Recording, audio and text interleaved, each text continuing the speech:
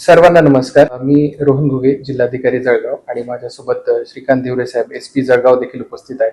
आम्ही संयुक्त बैठक घेतली. त्याच्यामध्ये जिल्हा प्रशासन, पोलीस प्रशासन आणि त्यासोबतच आपल्या जिल्ह्यामध्ये पेट्रोलचं सप्लाय करणारे जे काही सप्लायर्स आहेत आणि त्यांचे रिटेलर्स आहेत यांची सगळ्यांची एकत्रित बैठक घेण्यात आली. त्याच्यामध्ये IOCL, BPCL, HPCL, नयारा आणि रिलायन्स या सगळ्यांची बैठक घेण्यात आली.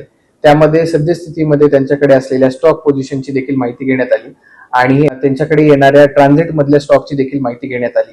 त्यासोबतच मागच्या वर्षीची काय परिस्थिती होती, ह्याच महिन्यांमध्ये आता पेरणीचा सीझन आहे आणि त्याच्यासाठी जमीन तयार करण्याची पूर्ण कार्यवाही चालू आहे आणि त्याच्यासाठी मागच्या वर्षी देखील सिमिलर प्रकारची डिमांड होती. परंतु जर आपण बघितलं तर पेट्रोल आणि डिझेलच्या कंपॅरिझन मध्ये पेट्रोलचा स्टॉक हा सगळ्या IOCL, BPCL, HPCLच्या सगळ्या सेल्स मध्ये आणि रिटेल्स मध्ये सगळीकडे व्यवस्थितपणे उपलब्ध आहे.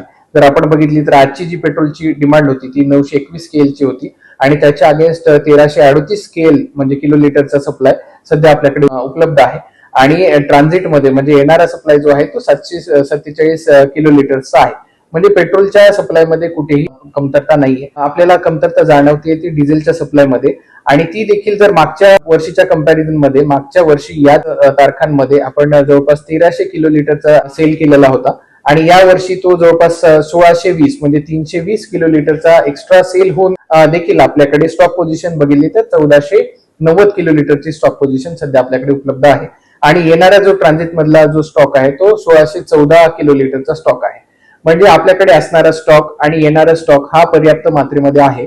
परंतु अफवांवरती विश्वास ठेवून काही लोक पॅनिक बाईंग करताना दिसून येत आहेत आणि या पेट्रोल आणि डिझेलचा स्टॉक करून ठेवत असताना दिसून येत आहेत. त्यामुळे काही पेट्रोल पंपावरती डिझेल संपल्याच्या घटना आमच्या निदर्शनास आलेल्या आहेत आणि त्या ठिकाणी मग रांगा लागणे आणि त्यानंतर जिथे पेट्रोल डिझेल उपलब्ध आहे अशा पेट्रोल पंपावरती सगळा पूर्ण लोड डायव्हर्ट होतोय आणि तिकडे मग रांगा लागण्याचे चित्र आपल्याला दिसून येत आहे. तर माझं नागरिकांना आव्हान असेल की आपण पॅनिक बाईंग करू नये.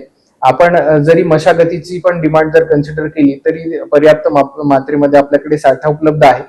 काही काही रिटेलर्स कडून आपल्याला जेव्हा माहिती घेतल्याच्या नंतर कळालं की जे साठा तो 4-4 दिवस सेल करत होते तो साठा ते आता 4 तासांमध्ये सेल करत आहेत. अशा प्रकारची इतकी मोठी पॅनिक बाईंग सध्या लोकांमध्ये सुरू आहे. त्याच्यामुळे कुठेतरी डिझेलचा आपल्याला तुटवडा काही काही पेट्रोल पंपांवरती झालेला दिसून येतो. परंतु सप्लाय मध्ये कुठेही कमतरता नाहीये. मागच्या वर्षीच्या कंपॅरिझन मध्ये मोठ्या प्रमाणावरती सेल करून देखील आपली स्टॉक पोझिशन चांगली आहे. फक्त काही काही पेट्रोल आणि डिझेल पंपांवरती काही काळासाठी म्हणून डिझेलची मागणी वाढल्यामुळे सप्लाय खंडित झालेला आढळून आलेला आहे. परंतु माझी सर्वांना विनंती असेल की आपण अशी कुठलीही पॅनिक बाईंग करू नये. स्टॉक हा पर्याप्त मात्रेमध्ये उपलब्ध आहे.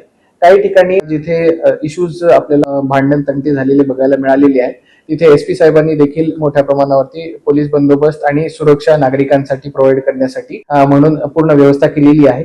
पोलिसांची व्हॅन्स ह्या सगळ्या पेट्रोल पंपांवरती देखील गस्त करणार आहे आणि नागरिकांना आवाहन आहे की कोणी घाबरून जाऊ नये आणि पॅनिक बाईंग करू